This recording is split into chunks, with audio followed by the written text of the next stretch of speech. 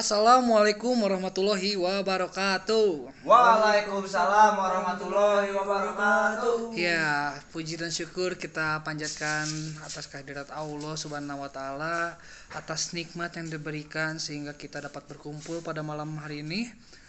Perkenalkan, nama saya Liza Rafla Ismail. Saya dari Prodi Manajemen Research and Leisure dengan NIM 2003321. Dan pada kesempatan kali ini saya akan menjelaskan tentang toleransi. Islam secara harfiah dimaknai sebagai tunduk, patuh, dan pasrah, keselamatan, keamanan, dan kedamaian. Jadi, berdasarkan pemaknaan di atas, sebagai seorang muslim dalam konteks kehidupan berbangsa dan bernegara harus bisa menjadi pemberi keselamatan, senantiasa menciptakan kerukunan dan memberi rasa aman kepada orang lain, atau yang disebut dengan toleran. Nah, sikap toleransi sangatlah penting sebagai alat pemersatu bangsa.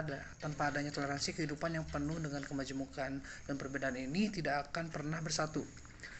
Indonesia merupakan salah satu negara dengan tingkat kemajemukan yang cukup tinggi, suku budaya yang cukup beragam, dan bahasa daerah yang cukup banyak. Maka sangat dibutuhkan sikap toleransi yang diwujudkan dalam kehidupan berbangsa dan bernegara di dalamnya. Setiap orang harus saling mengerti dan memahami akan arti perbedaan.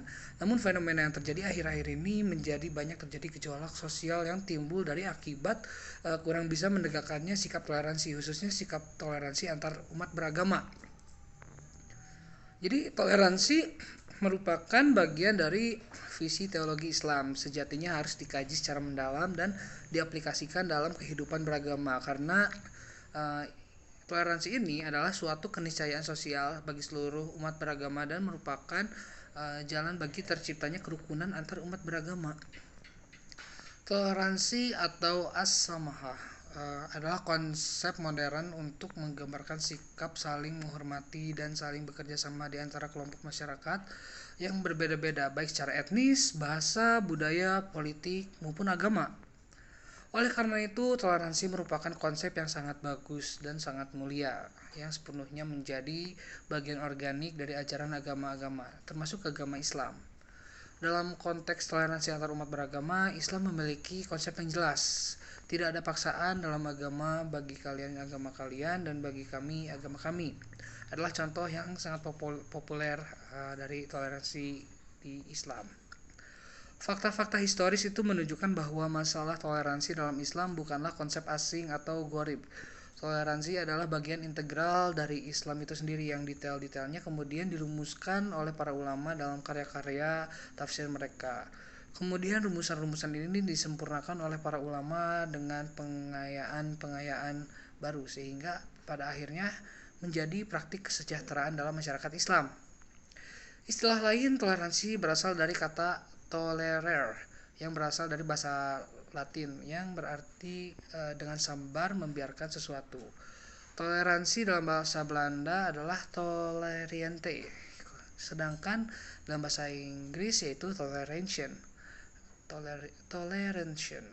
Toleransi menurut Kamus Besar Bahasa Indonesia memiliki makna sifat atau sikap menegangkan atau menghargai, membiarkan, memperbolehkan terhadap pendirian, pendapat, pandangan, kepercayaan, kebiasaan, dan juga kelakuan yang berbeda atau bertentangan dengan pendirian sendiri.